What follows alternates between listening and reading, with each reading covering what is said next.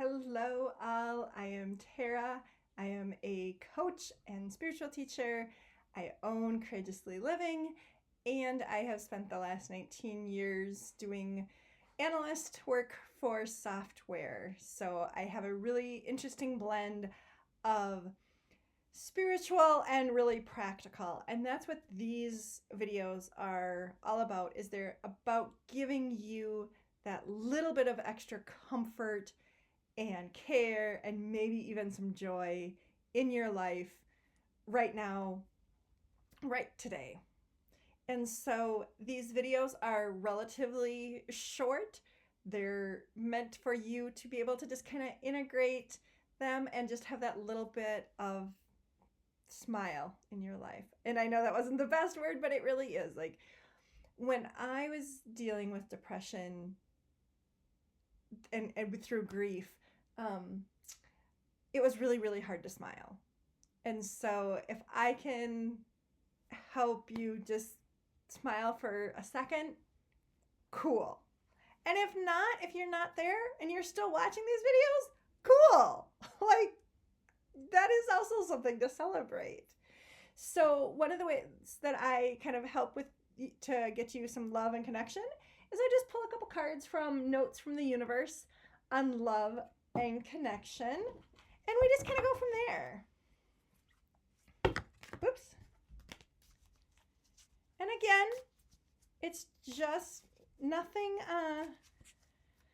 too long. And I wasn't planning to do these, so I started to do them after the election. And so I have decided that I'm going to record a couple days at a time, so you will actually see me in the same clothes. And I actually do really like this sweater, so you probably will see that a lot.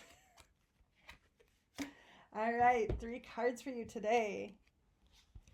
Turn on your love light. Ooh, this is a great one. In one of the other videos, I had just mentioned about candles. So I want you to think about a whole bunch of candles that are really, really dim. They're almost out, but not quite. How easy is it to blow those candles out? Now I want you to think of those candles that are brightly lit and have that bright flame going.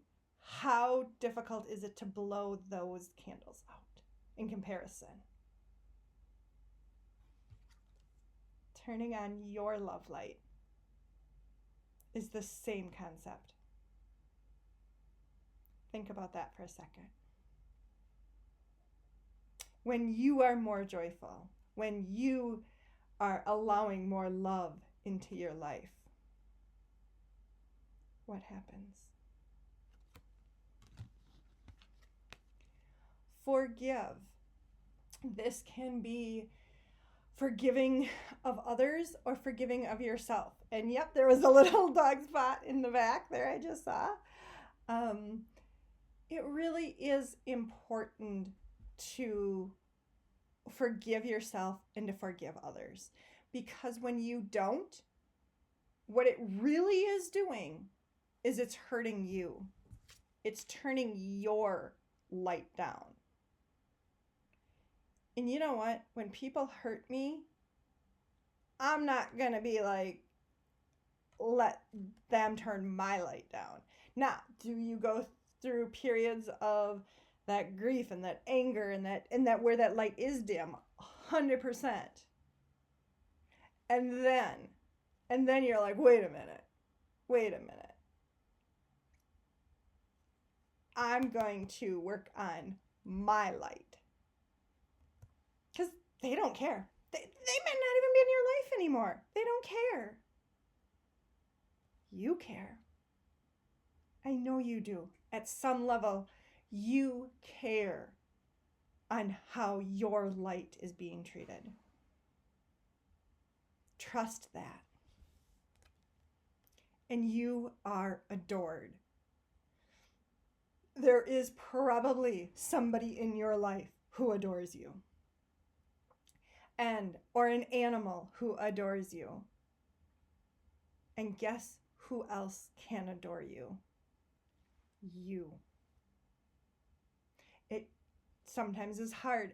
I'm not saying it's always easy, but you can adore you, especially when you work on forgiveness. Especially when you work on forgiveness. And here is, because I've certainly had people in my life that I've had a really, really hard time forgiving. And one of the things that works really well for me is to, especially if it's somebody else, imagine them being picked up by a crane, being brought over the ocean, and dropped in. Think about their splash that they hit the ocean versus how big the ocean is. It puts it in a different perspective for you. For forgiveness of yourself,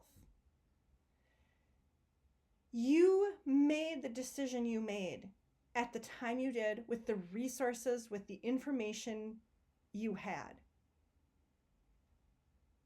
And that's okay. Yeah, maybe you're upset with a decision you made. Give yourself some grace. Extend grace to yourself. You are enough. You are worthy of forgiving yourself. Because your light is important. Your light is valid. You are a divine being. Trust in that.